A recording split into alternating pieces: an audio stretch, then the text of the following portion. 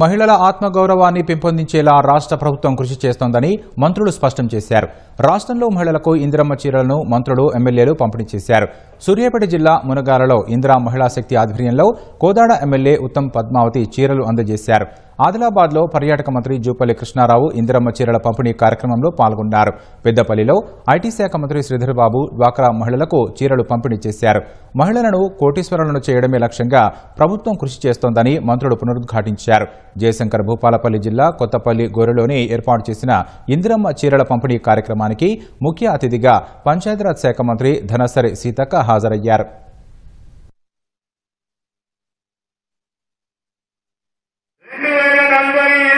Telangana rising అని ఒక నినాదం తీసుకొని మేము చేస్తున్న ప్రయత్నంలో మహిళా సోదరుమని ఎవరికైతే పారిశ్రామికవేత్తగా స్వయం ఉపాధి చేసుకుని ముందుకు పోవాలని ఆలోచన చేస్తా ఉన్న సోదరుమని కోటీశ్వరులు చేయాలనే ఒక ఆలోచన పెట్టుకుని బ్యాంకు లింకేజీలు కానీ దాని తదుపరి పరిశ్రమలకు సంబంధించిన పారిశ్రామిక పార్కులను ఏర్పాటు చేసుకుని వారిని ముందుకు తీసుకెళ్లే ప్రయత్నం చేస్తా ఉన్నాం.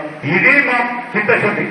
ఓట్లు వచ్చినప్పుడు ఎవరికి ఇష్టం ఉంటే వాళ్ళకి ఓట్లు వేసుకోండి, కానీ ఓట్లు అయిపోయిన తర్వాత రచ్చగడ్డ కాడ కూర్చొని అందరూ కూర్చొని మాట్లాడుకుని ఏం చేయాలి, ఎట్లా చేయాలని నిర్ణయాలు తీసుకోవాలి.